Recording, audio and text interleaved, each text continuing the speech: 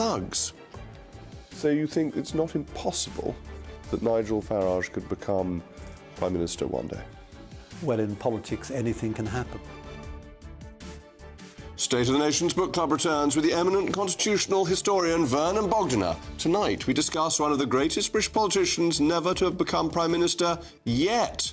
GB News' very own Nigel Farage. State of the Nation starts now.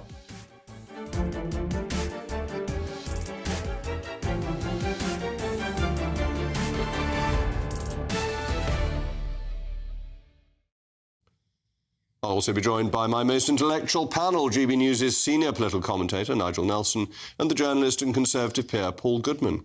As ever, let me know your views. It's a crucial part of the programme. Mailmog at gbnews.com. But now it's your favourite time of the day, the News Bulletin with Mark White.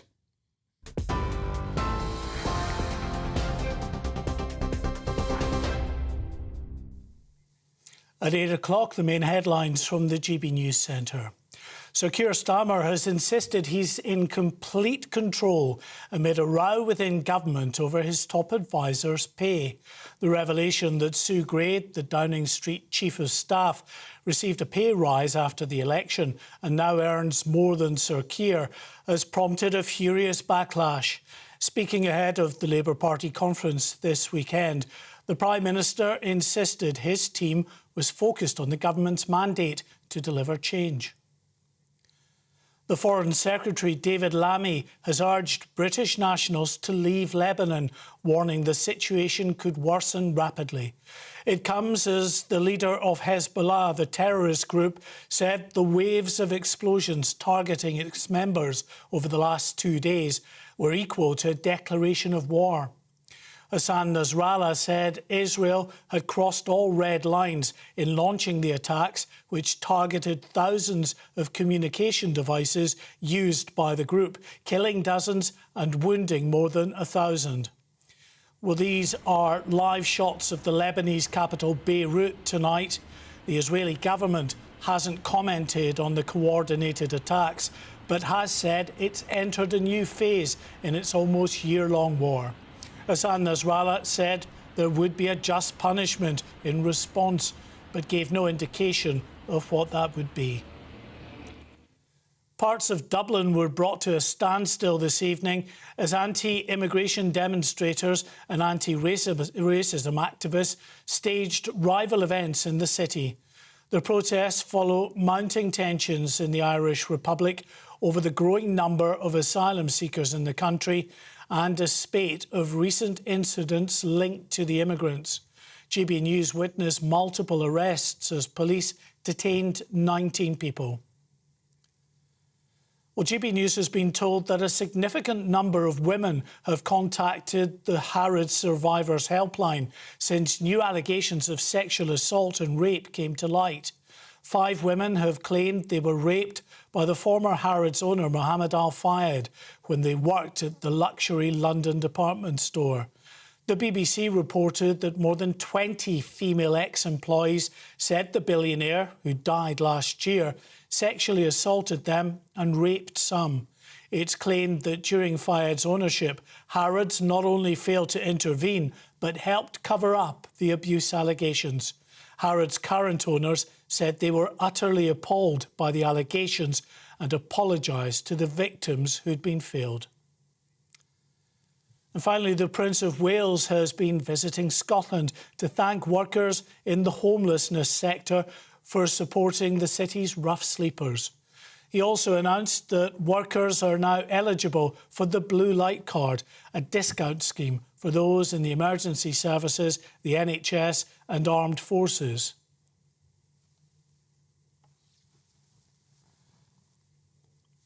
And those are your headlines. I'll be back at 9 o'clock. Now it's back to Jacob. For the very latest GB News direct to your smartphone, sign up to news alerts by scanning the QR code or go to gbnews.com/alerts.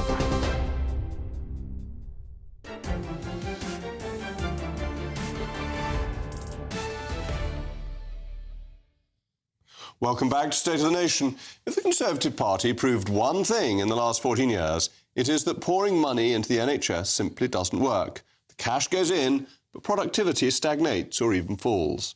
The NHS, the sixth largest employer in the world, has become the ultimate money guzzler, with its annual budget now approaching £200 billion. Whenever the Conservatives are in office, Labour complains that the NHS is being starved of funds. That, according to them, explains its problems. Yet even in the era of austerity under Cameron and Osborne, the NHS was protected, and subsequently it has been flooded with your taxpayer cash. But in the final Parliament of Conservative rule, funding increased massively. Since 2018, roughly an extra £1 billion per week has been injected into the health system, notably more than the infamous suggestion of £350 million a week on the Brexit bus. But outcomes are deeply unsatisfactory. Today, however, the Institute for Economic Affairs has issued its latest report, which has made the case for the complete abolition of the NHS as we know it, to move towards an insurance-based system. For too long, the NHS true believers have fooled the public into thinking there are two kinds of system: the British, in which everything is paid for and provided by the state, or the American, in which the cost of private insurance is unaffordable for many. But there are other countries and other models besides the US and the UK, and this new IEA report sets this out clearly. A number of European countries, such as the Netherlands or the Czech Republic, use social health insurance systems which are market-based and competitive, and they seem to outperform the NHS. Part of the problem is that the NHS is structured for the convenience of its own staff, not for patients. A recent policy exchange report found more than 4 in 5 hospital trusts had not fired a manager in the last year for poor performance or misconduct, while the shocking cover-ups when things go wrong, especially in maternity services, are proof that the insider's interests come first. A competitive system would be forced to address issues such as these, which, with some element of co-payment, could help, as it would put patients in the driving seat. Everyone agrees that an overhaul of the system is needed, be it the report of Lord Darzai commissioned by Wes Streeting or the IEA. Unfortunately, Streeting is offering more of the same, while the socialist principle of a national service centrally controlled has failed and needs to be replaced with a more responsive system with a variety of income streams. We must move past the age of wastefulness into frugality, past bureaucracy to efficiency, and past sentimentality to honesty. As ever, let me know your views. Email mailmog@gbnews.com. I'm very pleased now to be joined by Professor Ashwin Kumar, Director of Research and Policy for the Institute of Public Policy Research. Professor Kumar, thank you so much for joining me. Have we got to the point where fundamental reform is needed, and that just pouring more money in and trying the same things that have been done over recent years isn't going to solve the problem? Well, we do need a pretty serious reform, but I do disagree with your characterisation of lots and lots of money being thrown at the NHS. If you look at Lord Darzai's report, which came out only recently, what he found was that between 2011 and 2018, actually the NHS was provided with extremely modest increases in funding, and actually not sufficient to account for the fact that the population is getting older and there was more need in the NHS. There were more recent increases in funding, you're absolutely right, since 2018. But interestingly, the capital budgets and the public health budget wasn't increased in the same way. And one of the things that Lord Darzai found was that because the NHS was actually suffering in terms of shortages of day-to-day running costs, actually we weren't spending money on the technology we need in hospitals.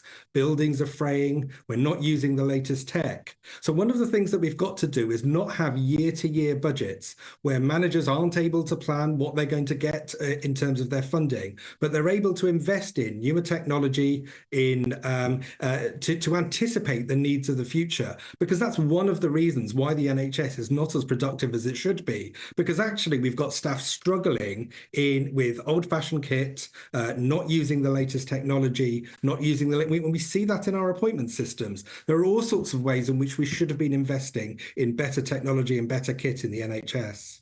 But we are spending similar amounts of money as a percentage of GDP as countries like Australia, like Switzerland even, which have better outcomes. That's why I'm suspicious of this suggestion that it's all about money, that those countries are doing better with proportionately similar amounts of money. So there are, I think, a couple of things to think about. The first is that we have a lot of things that are gumming up our system so that the money isn't being spent effectively. One of those is the problems in social care. So Lord Daze highlighted the fact that actually we have quite a lot of beds in NHS hospitals that are being used up by people who don't really have to be there. And so we need to get that interaction between the healthcare service and the social care service right, so that we're not spending money looking after people in hospital when actually we could be spending it on other patients. But that's a really interesting part of organisation. I was very struck that I used to represent North East Somerset, and the Bath Royal United Hospital had at one point 130 patients who ought to have been in social care, about half from Wiltshire and about half from Bath and North East Somerset. Bath and North East Somerset managed to get theirs down, if I remember rightly, about 20, and Wiltshire didn't. And that the organisation of local councils outside the NHS is one of the big stumbling blocks. But again, that's not money, it's organisation. Bath and North East Somerset could do it, Wiltshire didn't. Another way in which we can think about this, which isn't just about money, is about whether or not we're spending the money on primary care and prevention. For example, we don't have much of a tradition in this country of having regular health checks, of finding out about conditions in advance. So what happens is that people get more ill, then they go to the GP, then they need more specialist care, which is more expensive. And so one of the things that's happened despite the fact that the government has said that they wanted more money to go to primary care, actually the money has been going to hospitals because, you've got need in hospitals, you've got waiting lists, okay, we've got to put money there. But actually getting some of this money into prevention and to primary care will mean that we'll be using the money that we spend more effectively. All right. Well, thank you very much, Professor Kumar, for sparing the time this evening with us. I'm joined now by my most intellectual panel, GB News' senior political commentator Nigel Nelson and the journalist and Conservative peer Paul Goodman. Nigel, aren't people already voting with their feet that there's actually been quite strong growth in private healthcare because people aren't satisfied? Yeah, and I think that there was a point where the NHS couldn't be criticised. It was almost national religion. That appears to have completely changed over the last couple of years, that people now are pretty fed up with the service. And I think where the report is right is that it is unsustainable in its present form. We will need at some point in the future a better funding model. Before we get to that point, they could actually do something to sort out the funding they have at the moment. So, for instance, why do you get a free prescription at 60 rather than a retirement age at 66? That would save a great deal of money and people would still be working there. Why is it that you need, in most cases, if you have private health insurance, to go to your GP for a referral letter? That costs the NHS £30. You don't pay a penny. Why not? There are things that they could do to actually sort out the funding. And Professor Kumar, Paul, was talking about improving primary care. Widespread belief that should be done. How do you do that when the average GP is only working 26 hours a week? It means that the capacity that has been trained isn't actually being provided. If you were designing a system from scratch, you almost certainly wouldn't design the NHS in the way Labour did in 45. I think you should start from that point. Although that said, the NHS apparently scores very well for equity, and actually there's relatively little bureaucracy compared to the insurance systems, but the outcomes are not very good. And But do we want equity if it means we die younger? Equity is also about equality of access. And obviously it's important that people should be able to enter. I think the professor was right about ungumming the system. You need to have fewer people going in at one end and people coming out more speedily, which takes you to social care. So to sort of bring you to your point about the doctors, you need to stop people necessarily going in the first place. Now, whether that means people paying more for their own cover or perhaps putting some of the burden on employers, to think about that end. And at the other end, we've really funked collectively doing anything about social care, as you well know, because you take a big interest in it. Indeed, and that is one of the things that is gumming up A&E because people aren't leaving the hospital, therefore aren't there the spaces for them to go in. But do you think people expect too much of the NHS? That you mentioned the point about free prescriptions. I think it has been made harder, but people used to go to the NHS to get a prescription for a packet of paracetamol, which they could buy for 50p from a chemist, because they saved 50p if they were over 60 nursing mothers, etc., all the people with exemptions. Well, I mean, when the NHS was opened in 1948, when the first hospital was opened, it was there for short-term care. It was never for the long-term care that we've now come to accept. I mean, certainly when it comes down to free prescriptions, that came in 1951. I mean, there's a myth that the NHS is universal health care free at the point of use. It's not. It's only been free at the point of use for 3 years of its existence. So already that model has been broken. I can't see Labour changing what we've got for ideological reasons, but I think they should think about it. Why should only 10% of people actually do pay for their prescriptions? Why shouldn't they also pay to see a GP? And in this, you've got a system where people aren't in charge of their own care. It's run for the convenience of the managers, not of the patients. Isn't that the fundamental change that needs to be made? Well, that's the price that you're paying for the system as it is. But I think just a word of caution here, and we're knocking imaginary systems around the table and comparing A with B and thinking you might reform C and replace it with D. There's political reality here, and the IEA is splendid at putting forward arguments from first principle. It's not traditionally felt that it should be over-constrained by political reality. And I think you've got to start from where you are. You have to accept the system works on the basis of being free at the point of use, and you can ungum it at either end. You might even want to charge, as Nigel says, for prescriptions for better off people or for doctors' visits. But I don't think you can simply just turn the system upside down. But the mood that 5 years ago wanted no change and more money has now changed, hasn't it? That people are accepting some change. For example, on that point, it used to be thought that you couldn't offer tax incentives for people to go off and take private care. That will change as the proportion using private care gets larger. All right, well, thanks to my panel. In a moment, the great migration debate. How much is legal migration really costing taxpayers?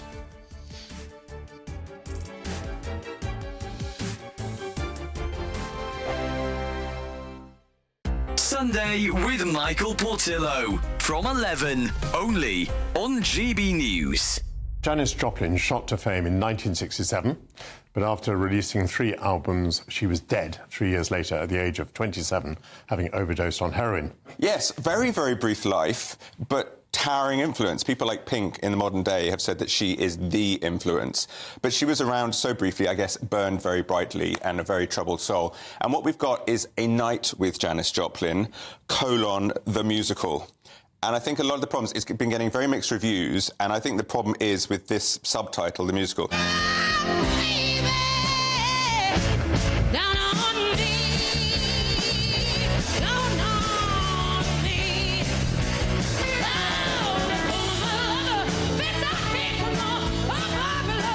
That does it no justice at all. Really? It's staggering, stunning in an audience. So what we have is A Night With. It's as if she's in concert. She's sitting on the stage, she's swinging from a bottle, and she's singing and giving us little memories, thoughts on life. I think I see where you're going, because some critics have said it's a fantastic individual performance that sits in an empty vessel of a show. Yeah. And you're saying that that's because the expectations of what the show is have been wrong. Yes, I agree. And I do think that it's obviously a very loving show. There's very little reference to drugs. There's a bit of a throwaway comment. So we don't really look at the demons. What we do is we explore womanhood very powerfully, but also the blues. How long do we have to see this? This one it's on until September the 28th. It's on at the Peacock, which is just down by Aldwych in London. Quite a small auditorium, actually. No, it's a big auditorium. Oh, so the Peacock is it's a bit of a barn of a room. And again, I would say this show might be better in a slightly smaller venue, but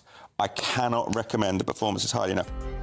GB News, the People's Channel.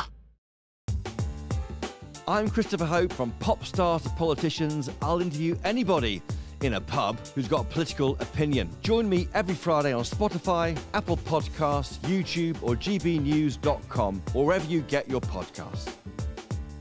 This is GB News, the People's Channel. Weekdays on GB News. Wake up to breakfast every day from 6 a.m. Followed by Britain's newsroom at 9:30. At noon, it's Good Afternoon Britain. Followed by Martin Daubney from 3 p.m. Only on GB News, the People's Channel, Britain's news channel. Join me, Nana Okoye, for an informative, interactive news programme with a difference. It's fun. No, he didn't say that, Dave. I'm so surprised. I think there's an element of truth to that. Join me from 3 p.m. every weekend, only on GB News, Britain's news channel.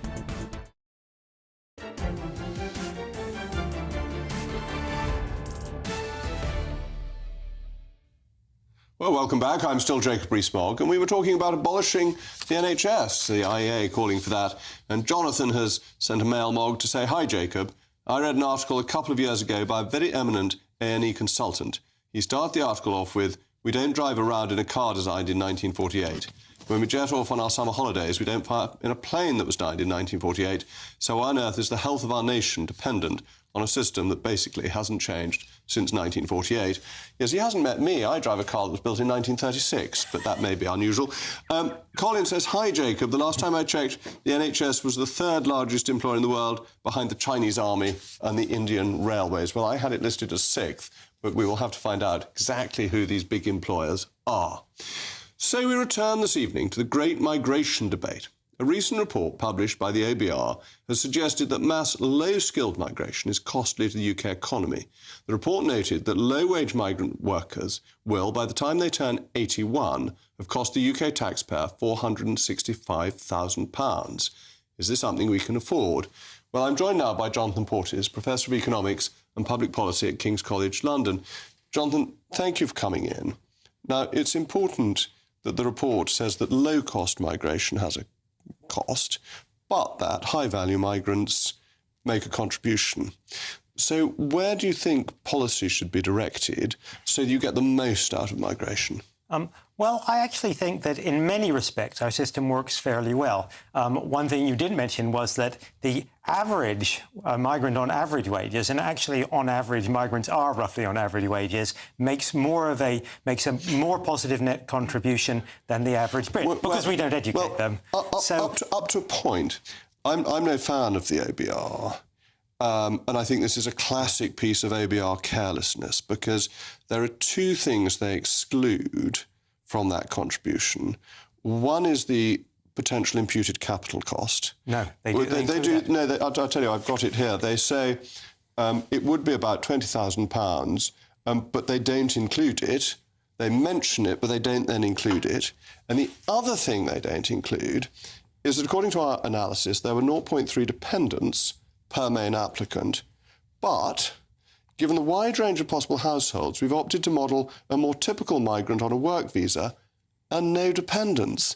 So they've taken out two pretty fundamental costs in their analysis. And this seems to me to be just pretty careless. Well, I'd make 2 points. First of all, I think we can check with the ABR. But my understanding, having corresponded with them, is that £20,000 is actually included. But it's pretty small, in any case, the £20,000 compared to the very substantial net benefit of the average migrant. That's the first point. The second point, as I say, yes. Look, I'll show it to you, which is not captured in our tax and spending profiles. Okay. Okay. So it's a fair point. They actually say 20,000 may be too high. But they haven't tried to. This is just. That's 20,000 over the lifetime. So it doesn't change the fact that So let me just explain that on average, they say a migrant on average wages is a net benefit relative to an average bit. They also, as you say, they don't include dependents. But the thing you mention is that dependents are actually very likely to be working. So dependent here is a term relating to the visa status. It's not an economic term. And in fact... But they could also be children, and therefore they have all the extra costs of schooling. And as they point out, the average Briton on average earnings isn't a net contributor until he's about 40, whereas migrants coming at 25 don't have that education costs. That's right. But their dependents may well. And it just seems to me... The ABR's done a poor piece of work, and it overstates its authoritativeness by ignoring these two important costs. Well, I think, actually, as I said, since, on average, the new migrants who've been coming over the last couple of years are actually more likely to be in work. So their dependency ratios are actually less than the average Brit. So the average, the employment rate is 74%. But because such a large proportion of the dependents who are coming are actually in work, I think the OBR are actually being, if anything, a bit pessimistic on the impact of the average migrant. And so on dependents, yes, it's true. An average, if a child comes with a migrant, they will look, according to this, very much like the average Brit. So that part of it, I think, is simply a wash. The average migrant child will look like the average Brit.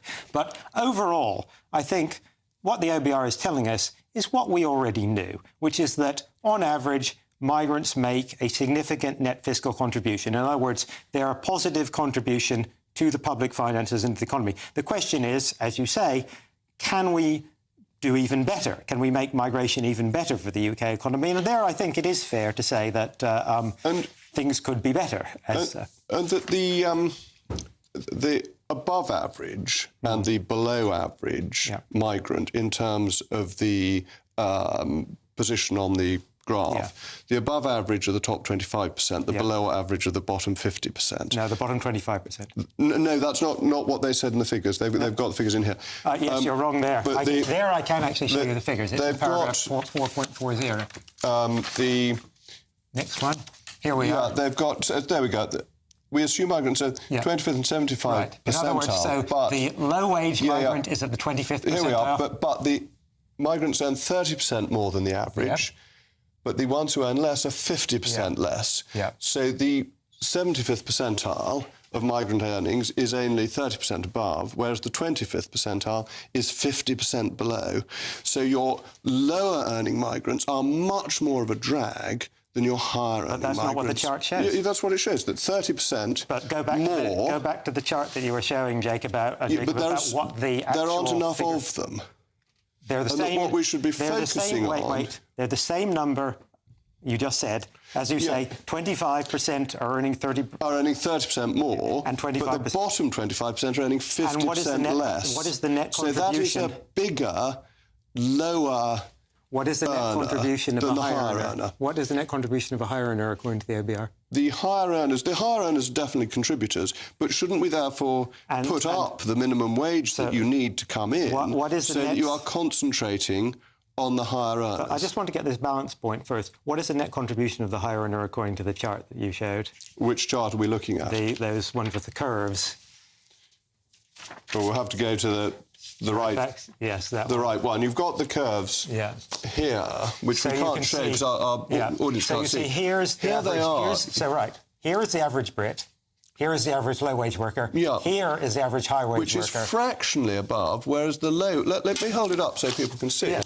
So the top one, if people can see, is just above the average level, whereas this line, the low-wage migrant worker, is massively below. This is the average level, Jacob. This is the average Brit. This is the average low level. No, the black line is the average Brit. See, it says here. But against the zero cost.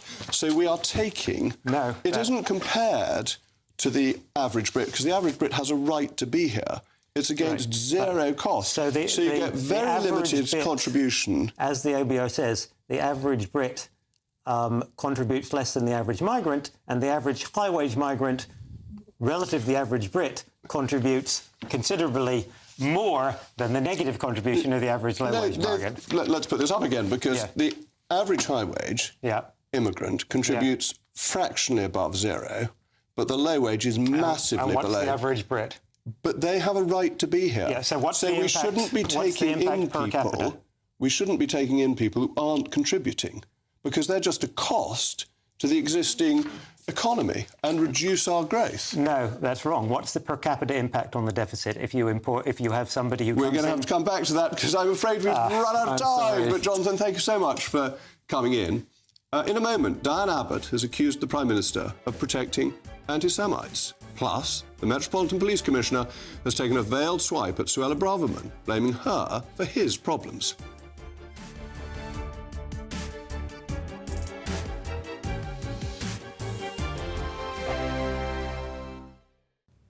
Time for your latest weather update from the Met Office here on GB News. Good evening to you. Tomorrow, likely to start fairly grey. It should brighten up with some sunshine, but a change in the south. We are expecting to see some heavy and thundery showers developing as the day goes on. Low pressure is just pushing northwards, getting rid of the high pressure that's brought most of us a dry week. With the easterly winds, the cloud is feeding back in through the night across northern England, across the Midlands, into East Wales and western Scotland, Northern Ireland, generally staying dry and clear here, and that's where we'll see the lowest temperatures well down into single figures. But elsewhere, staying quite mild actually with the blanket of cloud. That cloud thick enough for a bit of drizzle on some eastern coasts and over the Pennines. We may see 1 or 2 showers in the morning across the southeast, but we're more likely to see them develop as we go through the day. It will be quite a cloudy start, but as those skies start to brighten, some heavier showers developing later on. Much of western Wales, Northern Ireland and western Scotland having a sparkling start to the day with plenty of sunshine. That will soon start to lift the temperatures, but the east coast plagued by that har, and that could be a feature of the weather throughout the day. And at times that cloud thick enough for a bit of drizzle. As I mentioned, though, it's in the south where we're a bit concerned about the showers that are likely to develop. It will brighten up, we'll see some sunshine, but that will spark a scattering of showers, perhaps over East Anglia, but particularly over the Midlands, southern England and parts of Wales come the afternoon and into the evening. Still quite warm here, cool on some of these North Sea coasts where it stays grey.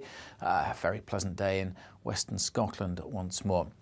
We do have a Met Office yellow warning in place for the thunderstorms. Not everywhere in this area will catch a downpour, but where they do occur, they could cause some problems, potential for flooding, certainly a lot of spray and surface water on the roads. And we're not done with the thunderstorms because on Saturday across the south, we could again see some very heavy downpours developing. Once more, a fine day in western Scotland.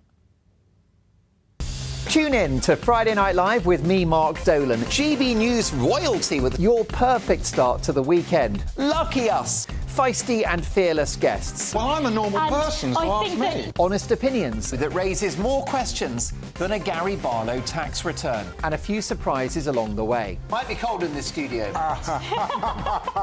That is Friday Night Live with me, Mark Dolan. 8 to 9 only on GB News, the People's Channel, Britain's news channel. The Britain I grew up in was the most peaceful, gentle society that has ever existed. That has been destroyed. Opinion polls show immigration is the #1 concern to the British public. Are you proud to be British? Yeah, I'm ever so proud. My name is Stephen Edgington, and in this documentary, I want to find out how Britain became a nation of immigrants. Immigration, the truth. Available at gbnews.com.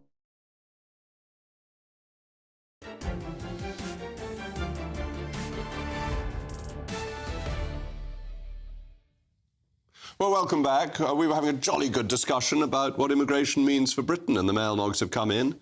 Robert says, ever since Blair opened the borders to mass migration, the people of this country have been fed lies about the numbers and the costs. The situation now, after several years, is difficult to conceal, but the advocates of open borders and globalism keep on plugging away, using spurious data to say immigration is beneficial. The people know the truth. And Brian says, could you please explain why the Westminster Parliament is not sitting this week while all the devolved parliaments are? Well, there are party conferences going on, which is part of our political system, and I think quite important, but they're for national politics rather than for regional politics. Sir Mark Rowley seems to be a bit confused about the role that politicians play. He's taken a veiled swipe at Suella Braverman after she wrote to the Metropolitan Police regarding the anti-Israel protests, warning that criticising the police could embolden thugs. But with the Metropolitan Police's list of failures, is this merely a deflection tactic? Well, my panel's still with me, Nigel Nelson and Paul the Lord Goodman. Paul, all Conservatives are desperate to support the police. It is our default position. We believe in law and order. But if you read the Times today, it had a 2-page spread of the Metropolitan Police bungling, and then the next page had the Commissioner saying politicians who are rude about us cause trouble. Now, if you've got an organisation that is in such difficulties, surely trying to blame third parties is the wrong answer. I suppose Rowley's answer to that, which I'll come to in a moment, would be, well, of course there are mistakes, but we are trying to do the right thing. I'm concerned, as Suella Braverman and other politicians were, about the direction in which all this is going. I don't quite think we have two-tier policing, but we do seem to have multi-tier policing, in a way. So, for example, with the anti-Israel protests, the police very clearly made a decision not to go in, wait, look at the camera evidence, and then come in afterwards. Whereas when you had right-wing protesters, they were in there with their batons. And if you think back to the way the Sarah Everard protest was policed, which was inadequate, which the police tried to defend, which eventually they were hauled over the coals about, you can plainly see that there is something wrong. And my sympathy on this occasion is with Suella. And this is a problem, isn't it? That we want a police force that is enforcing the law impartially. And they've even apologised for the policing now of the Gaza protests, having been very defensive early on. And this makes people think that there's something that is a deep-seated problem. Yes, and obviously the police are not immune from criticism, and I think Paul mentions the vigil for Sarah Everard. There was an example of bad policing. They needed to be criticised for that. If there's bullying, racism, sexism in the police force, criticised for that. I think that what Mark Rowley was getting at, and where I'm on his side, is the nonsense spouted by politicians about two-tier policing. Again, Paul touched on that. It is multi-tiered policing, and that's right. It must depend on the circumstances that they're facing, the kind of risk to the public of what they're doing, the intelligence they've got about what might happen next. So multi-tiered policing is right. Not every event will be policed in exactly the same way. Yes, absolutely. But we discussed this lady yesterday, Bernadette Spotthorpe, who tweeted something incorrectly about the Southport riots being started by an illegal immigrant. 5 policemen turned up to arrest a lady in her 50s. This doesn't seem like multi-tiered policing. It seems like they take anything that had anything to do with the riots in a completely different way from the Gaza protests, which they were much yes, that's what multi-tiered policing is. Surely multi-tiered policing still means you treat rioters and people who promote rioting in the same way. Not the same way as you would treat a peaceful protest. That if you've got rioting going on, there's a whole different way of policing Well, let's go to the murderous Notting Hill Carnival. Right. Which they police in a softly way. And they dance with people who are not necessarily behaving in entirely legal fashion. Multi-tiered policing. And again, that's not excusing some of the crimes that took place there. And I think they're going to have to look at that before next year. The Notting Hill Carnival's been a problem for years. For years, and they do nothing about it. So, is the Prime Minister playing favourites? Diane Abbott seems to think so. She has suggested that Sir Keir Starmer's allies are protected when it comes to accusations of anti-Semitism. This comes as Netanyahu accuses Labour of undermining Israel through the arms embargoes. And the covert attack on Hezbollah continue with a second round of explosions in devices, walkie-talkies this time. Although Israel has not formally claimed responsibility, I think the magnitude and sheer brilliance of its attack on its enemies is really rather wonderful. I can't help admiring them for managing to do this. But it's quite something when Diane Abbott is accusing Keir Starmer of protecting anti-Semites within the Labour Party. Diane Abbott has her reasons, and of course she would have been far closer to the Jeremy Corbyn position. She was very close to Jeremy Corbyn. I don't think anyone would say that Jeremy Corbyn's tenure as leader of the Labour Party was a triumph for good relations with the Jewish community. But Keir Starmer was a very senior part of that. He didn't resign. Other people refused to serve. Actually, I think Jeremy Corbyn because of that. I think more to the point for me is what's happening now. So Labour went into the general election trying to sell to voters who are pro-Israel, whether they're Jewish or not, that basically the bipartisan approach would continue. They had a series of what for them are very alarming results in seats where there are a large number of Pakistani, Kashmiri or Muslim voters. And lo and behold, since the election, they have broken with the consensus, whether that's in terms of their attitude to the International Criminal Court or to arms sales. And on the arms sales, the argument is, the Israelis might well use these in ways that are unethical. Well, the last time I looked, the government's selling arms to the Turks. It's selling arms to the Saudis. No prevention there. But isn't this a problem that Paul's hit the nail on the head, that since the election, Labour has done nothing to support Israel? It's backed the allegations at the ICC. It's put a semi-arms embargo on. It's not helping people who are basically on our side in the war on terror. Well, I mean, the question here is actually international law, which keeps coming back to bite us, whether it's immigration or it's what's happening in the Middle East. That what Labour has done is applied international law as a government should. But this is complete humbug. As you know perfectly well, that there is no court that rules on whether arms sales to Israel are legal. It is interpretation, and you can always get a lawyer who will give you advice that you are meeting the requirements. You use international law as an excuse to do what you want to do in the first place. But if you think your weaponry is being used for purposes which don't comply with humanitarian rights, then surely we should do something about it. The same thing applies when we're talking about the Israelis, if they did do it, blowing up radios and pagers. There is a question mark over whether that is within international law. Well, those radios and pagers were being used by terrorists. Well, hang on a sec. According to the UN General Secretary, what he is saying is that is weaponising civilian equipment. Now, I think there's a grey... If it's being used by terrorists, it suddenly becomes military equipment. There is a grey area here, because obviously if Israel did do it, they would argue that they are actually using them for military purposes. I think when you're at war, you back the people who are on your side in the fight against terrorism. Israel's on our side, and what it did was really brilliant. Q would have been proud of them.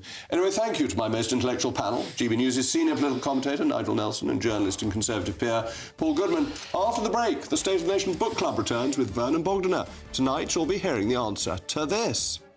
So you think it's not impossible that Nigel Farage could become Prime Minister one day? Well, in politics, anything can happen.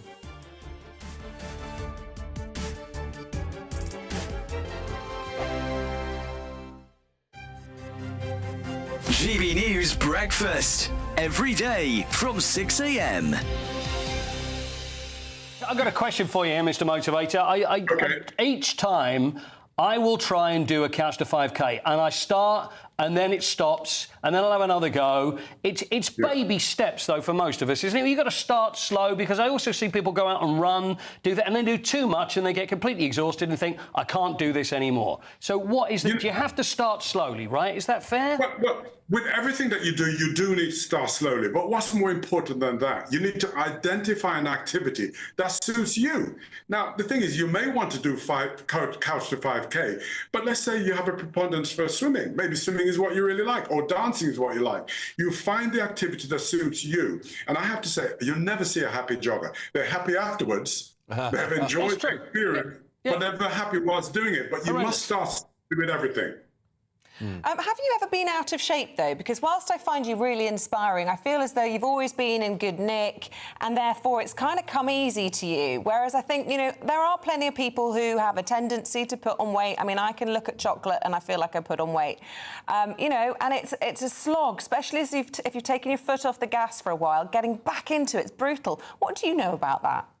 Well, let me just say this to you, that in the early days, and I can go back, don't forget 71 years, our activity level was much higher. But this is something that's really just happened in the last 30 years. So those 30 years, we have changed. We now spend more time in front of the computer. We spend more time sitting down. So that's why we need gyms, and we need to get up. Now, gyms don't suit everybody.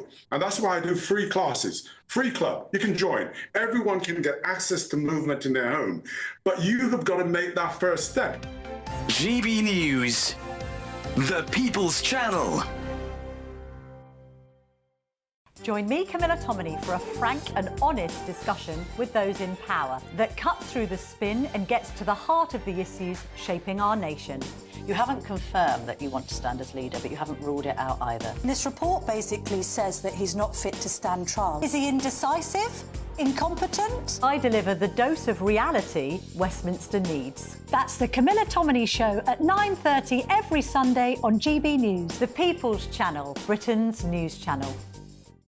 It's Patrick Christie's Tonight, and here we do things differently. It's explaining the absolute madness of this, doesn't it? It's explosive. I mean, this is very good. It's lively. 850. Your government sat there, Sean, and it did nothing. It's controversial. And the Middle East has been in turmoil since before I was born. It's everything you need to kickstart your evening. Everyone's had their Weetabix tonight. I love to see it. That's Patrick Christie's Tonight, weeknights from 9 p.m.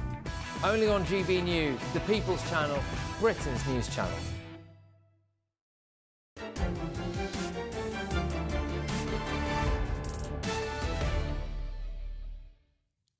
Welcome back. Well, now it's time for the State of the Nation Book Club.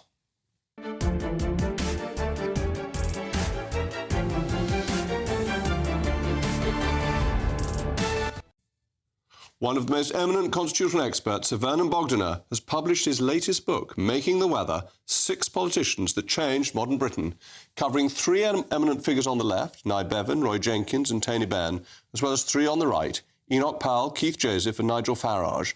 We began by discussing the latter, the newly elected Member of Parliament for Clacton and leader of the Reform Party.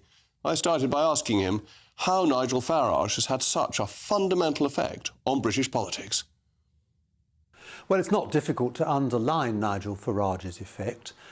He's partly, perhaps largely, responsible for Brexit, which, whether one's in favour of it or not, is the most consequential foreign policy decision we've made since the war. And he's also, I think, largely responsible for destroying 3 Conservative Prime Ministers, David Cameron, Theresa May and more recently Rishi Sunak. How's he done it? I think the answer's quite simple. He's a brilliant communicator. And that, in a way, is the first task of a politician, to be a communicator. The first task of an academic is to teach and write books. The first task of a politician is to be able to communicate. And sad to say, neither Keir Starmer nor Rishi Sunak, whatever their other virtues, are very good communicators. So I think that's the reason for his success. And Nigel's always been very good at communicating a complex issue through a simple message. And that has resonated with the people that he's trying to influence. Absolutely.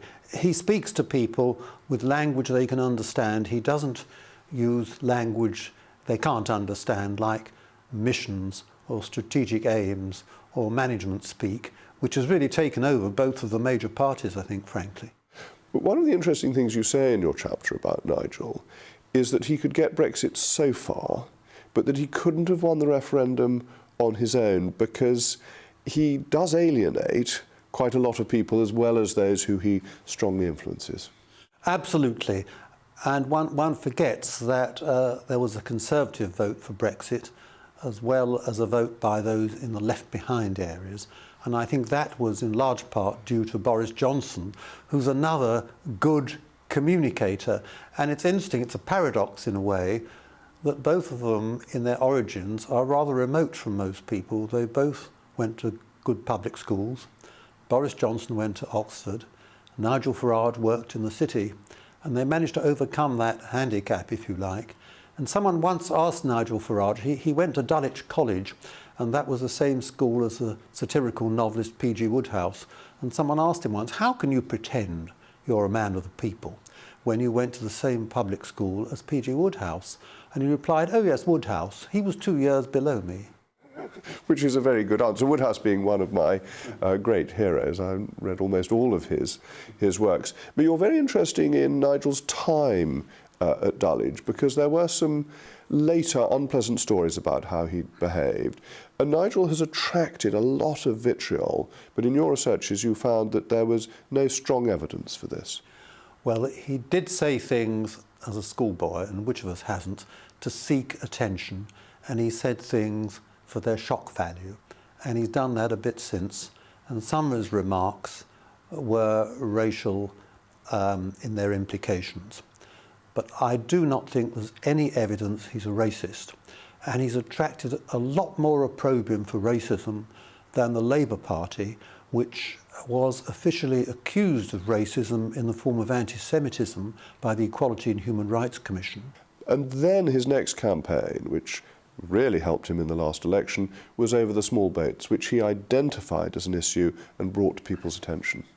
Well, yes, immigration is a huge issue now, not just illegal immigration, which there's been a lot of attention given towards, but also legal immigration. It's worth pointing out that in the 1960s, when Enoch Powell spoke about immigration, the rate was about 50,000 net a year. Last year, it was over 700,000 a year, and it's not really, as perhaps it was in the time of Enoch Powell, an issue of colour, because after all, a lot of the immigrants while we were in the EU were white people. It had nothing to do with the issue of race. It just had related to the issue of size, the number of people coming into the country.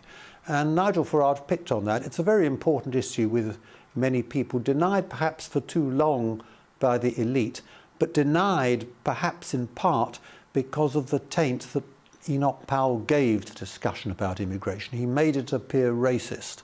And made it hard for Nigel Farage to bring the issue up, but nonetheless he did very effectively. Reform destroyed the Conservative Party in the 2024 general election. Do you think Nigel will fit into being a Member of Parliament, or going from being a populist outside Parliament who has had enormous political influence, he can go to being somebody who works within the system to make that influence even greater? Well, I think his effectiveness will lie in speeches in the country rather than in Parliament. And sad to say, when I'm talking to a former MP, I don't think Parliament has the weight that many MPs think it does. If you go back about 20 years, for example, when William Hague was leader of the Conservative opposition, he regularly got the better of Tony Blair in Prime Minister's questions, but it made not the slightest difference to the voter. I mean, 100 years ago, the proceedings of Parliament were reported in great detail in the quality newspapers like The Times, which then was a quality newspaper. But these days, it's not at all so. Most people don't know what's happening in Parliament unless there's some sort of scandal. I think Nigel Farage's influence will remain an influence in the country. And it's also worth pointing out that Enoch Powell's main influence came through speeches in the country, not in Parliament. Perhaps I'm rather old-fashioned, but I think if you've got a majority of 170 in Parliament, you are therefore legitimate, even if you only got about a third of the popular vote of those who turned out to vote. But will there be an argument for more populist politicians to say, actually, what the government is doing is not legitimate, and to oppose in that way? I don't think it affects so much the legitimacy of the government in Parliament, but it may do in the country when it gets into trouble. It's worth pointing out one interesting statistic. The vote for the two major parties, Conservative and Labour, totaled 16.5 million. It's the lowest vote for the two major parties since 1923. But in 2016, the vote to leave the European Union was 17.4 million, and of course a very large vote to remain in the European Union. And what this shows, I think, is that the political system is not working for many people. They feel utterly alienated from all the major parties, and this gives Nigel Farage his chance. And the figures show the general election wasn't a surge of enthusiasm for Labour, it was just a desire to punish the Conservatives. But there was no enthusiasm for any of the alternatives, and this gives Nigel Farage his chance, and particularly when the Labour Party starts losing its support amongst its traditional working class supporters, Nigel Farage can speak to them. And he once said that his views are very much like those of the old Labour Party before Tony Blair took it over. And so you think it's not impossible that Nigel Farage could become Prime Minister one day? Well, in politics, anything can happen. Who can predict what is going to happen? I think he's very good at seizing political opportunities, let's put it that way. Thank you very much. Thank you very much to Sir Vernon. Up next, it's the great Patrick Christys. Patrick, what are you discussing this evening? Well, hello, Jacob. Another great show. So, bisexual flags outside the Foreign Office and women-only paintings in number 11. Is this the wokest government ever? Labour accepted £4 million in donations from a tax haven-based hedge fund that invests in fossil fuels, arms manufacturing and private healthcare. Hypocrisy much. And does Starmer need all these little gifts so he can relax? Well, that's all excellent. I'm all in favour of people investing in fossil fuels, private healthcare and so on. Anyway, that's all from me. The weather in Somerset will, of course, be perfect tomorrow, but we may need some rain in Manchester. In spite of Archie Vaughan's maiden first-class 50, we still need a further 189 to win with just 4 wickets remaining. I'm back on Monday. I'm Jacob Rees-Mogg. State of the Nation. Good night. A brighter outlook with Box Solar, sponsors of weather on GB News. Time for your latest weather update from the Met Office here on GB News. Good evening to you. Tomorrow, likely to start fairly grey. It should brighten up with some sunshine, but a change in the south. We are expecting to see some heavy and thundery showers developing as the day goes on. Low pressure is just pushing northwards, getting rid of the high pressure that's brought most of us a dry week. With the easterly winds, the cloud is feeding back in through the night across northern England, across the Midlands, into East Wales and western Scotland, Northern Ireland, generally staying dry and clear here, and that's where we'll see the lowest temperatures well down into single figures. But elsewhere, staying quite mild actually with the blanket of cloud. That cloud thick enough for a bit of drizzle on some eastern coasts and over the Pennines. We may see 1 or 2 showers in the morning across the southeast, but we're more likely to see them develop as we go through the day.